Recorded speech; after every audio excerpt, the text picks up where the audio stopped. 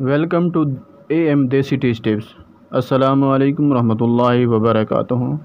तमाम दोस्तों को, सुनने वालों को, सामियों को और मेरे तमाम यूट्यूबर्स दोस्तों को अस्सलामु अलैकुम रहमतुल्लाहि व बरकातुहू।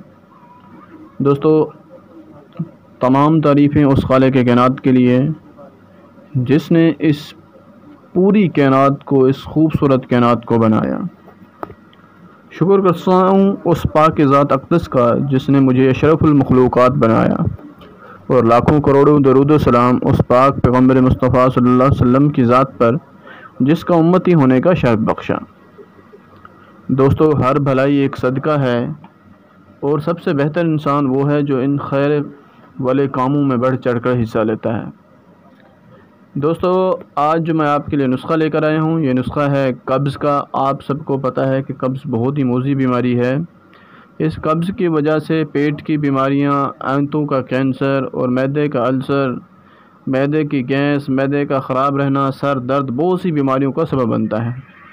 लेकिन हम क्या करते हैं कि कुछ ऐसी खुश्क अद्वियात यूज़ करना शुरू कर देते हैं जिनसे वक्ती तौर पर तो कब्ज़ ख़त्म हो जाती है। मिसाल के तौर पर जैसे लाइलेक सिरप है, जैसे डेफालॉक है, तो इनसे वक्ती तौर पर तो कब्ज़ ख़त्म हो जाती है। लेकिन क्या होता है कि इनसे मैदे के अंदर भी तेज़ाबियत पैदा होती है, इससे आंतों की खुश्की और गर्मी पैदा होती है। कब्ज़ ख़त्म होने की बजाय, बीमारी ख़त्म होने की बजाय इससे आंतों के अंदर खुश्की पैदा हो जाती है और गर्मी पैदा हो जाती है, जो कि आगे जाकर बहुत ही नुकसानदेह है।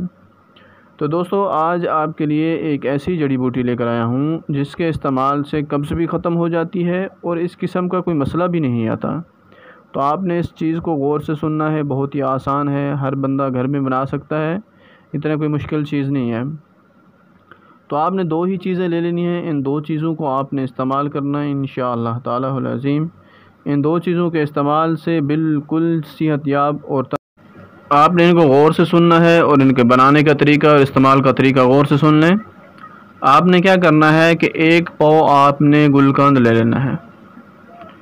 गुलकंद ले लेना है एक पाव। आपने एक पाव ले लेना है सकमुनिया। सकमुनिया एक जड़ी बूटी का नाम है और ये हर पंसार से मिल जाती है। आप किसी भी पंसार पे जाएंगे और उनसे कहेंगे कि सकमुनिया दें तो वो आपको दे देंगे। अगर आप इसको आप कूटेंगे हमाम दस्ते के अंदर, फिर भी बारीक पाउडर में तब्दील हो जाती है। अगर आपके पास टाइम नहीं या कूटना मुश्किल होता है तो आप इसको वहाँ पे आप अक्सर औक़ात जो पंसार स्टोर है उसके बाहर छोटी छोटी चक्कियाँ लगी हुई हैं, तो आप उनसे कहेंगे तो वो आपको पीस देंगे इसको। तो आपने क्या करना है, उस पाव सकमुनिया को आपने पीस लेना है और एक पाव आपके पास जो गुलकंद है, आपने वो पाव सकमुनिया का उसके अंदर डाल देना है। जैसे आप उसके अंदर डालेंगे तो क्या करना है, इसको खूब मिक्स करना है, बेहतरीन अच्छे तरीके से इसको मिक्स कर लेना है। मिक्स करने के बाद जब अच्छी तरह मिक्स हो जाए तो आपने इसको, ये माजून टाइप किस्म का बन जाएगा, तो आपने इसको महफूज कर लेना है किसी डब्बी के अंदर या किसी बड़े मर्तबान के अंदर, जैसे शीशे वाले डब्बे होते हैं मर्तबान जैसे, छोटे, इतने ज़्यादा बड़े नहीं, दरमियाने साइज़ के। तो उसके अंदर आपने इसको डाल कर आपने रख देना है। अब आपने इसको इस्तेमाल कैसे करना है कि आपने जब रात को आप सोने लगें तो इसका 1 चम्मच आपने खा लेना है पानी के साथ और सो जाएं इंशाअल्लाह ताला अज़ीम। इसके चंद रोज़ के इस्तेमाल से आपकी कब्ज़ भी हमेशा हमेशा के लिए ख़त्म हो जाएगी।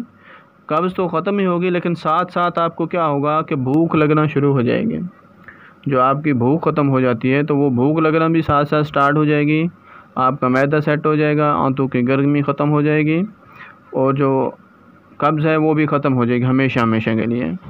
इस चीज़ को आज़माएं, इस्तेमाल करें और मुझे रखें अपनी दुआओं में याद। फिर मिलेंगे हम अपनी अगली वीडियो में। अस्सलामु अलैकुम रहमतुल्लाह।